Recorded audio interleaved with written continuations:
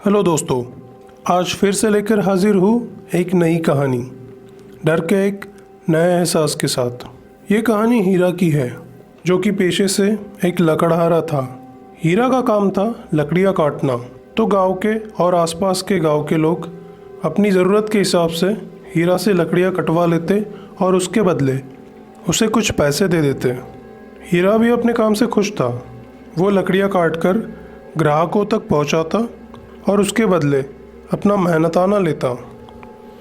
एक दिन हीरा के पास एक बड़ा काम आया, जो कि एक ज़मींदार का था।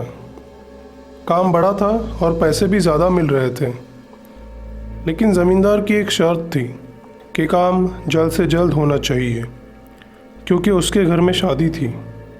पैसे ज़्यादा मिल रहे थे, तो एक दो दिन रात में लकड़ियाँ काटकर काम जल्द से जल्द ख़त्म कर दूंगा। यही सोचकर हीरा ने भी हामी भर दी। दूसरे ही दिन हीरा ने काम को शुरुआत की और वो जंगल जाके लकड़ियाँ काटकर इकट्ठा करने लगा।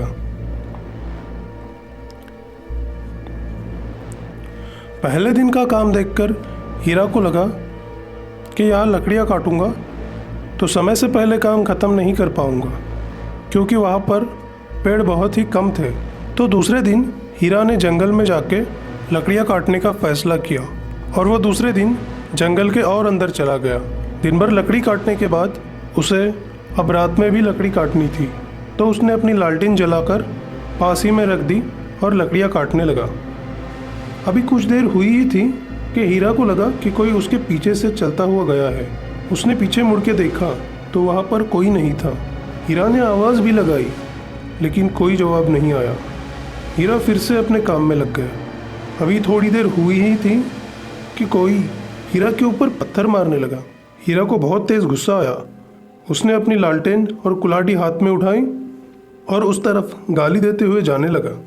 कुछ दूर जाने पर हीरा को एक आदमी दिखा, जिसने सफ़ेद कपड़े पहने थे और वो एक सूखे हुए तालाब के किनारे पर खड़ा था और हीरा की तरफ देखकर हाथ हिला रहा था।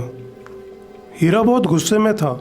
हीरा ने सोचा, आज तो इसे नहीं छोड़ूंगा, हड्डी पसली एक कर दूंगा इसकी। हीरा उसके और पास जाने लगा। हीरा अब उससे 10 कदम की दूरी पर ही था और हीरा ने अपनी लालटेन उसकी तरफ बढ़ाई। जैसे ही हीरा ने लालटेन उसके चेहरे की तरफ की, तो डर के मारे लालटेन हीरा के हाथ से गिर गई और वो भागने लगा। उस आदमी का सिर ही नहीं था, सिर्फ धड़ था। हीरा पागलों की तरह जंगलों से रास्ता निकालता हुआ भाग रहा था, पर उस सरकटे शैतान ने ज़्यादा तेज़ भागकर हीरा को पकड़ लिया और वो उसे पैरों से पकड़कर घसीटता हुआ जंगल के अंदर ले गया और एक पेड़ के पास लाकर पटक दिया। हीरा डर के मारे पसीना पसीना हो चुका था। वो शैतान वही ज़मीन पर बैठ गया और अपनी हाथ की उंगली से एक पेड़ की डाली की तरफ इशारा करने लगा। हीरा डरते हुए उस तरफ देखने लगा। हीरा ने जैसे ही उस तरफ देखा तो उसकी रूह कांप गई। उस डाली पर एक फांसी का फंदा लटका हुआ था और उस फंदे में लटका था एक सिर, जिसकी आंखें पूरी तरह से लाल थी और वो हीरा की तरफ देखकर बड़ी ही डरावनी हंसी हंस रहा था। हीरा वहाँ से जैसे तैसे उठा और पूरी ताकत से भागने लगा। हीरा सीधा अपने घर ही आकर रुका। सुबह तक हीरा को बहुत तेज़ बुखार चढ़ चुका था।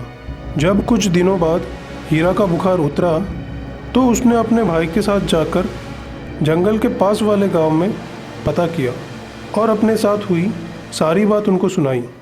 तो पता चला कि उस आदमी ने उसी पेड़ पर खुदकुशी कर ली थी, फांसी लगाकर। उस तरफ किसी का आना जाना ना होने की तरफ से वो किसी के नज़र में नहीं आया, तो लाश कई दिनों तक वही सड़ती रही। जब लाश पूरी तरह से सड़ चुकी थी, तो गलकर कुछ दिनों बाद उसका धड़ सिर से अलग होकर नीचे गिर गया। तो दोस्तों, कैसी लगी आपको ये कहानी?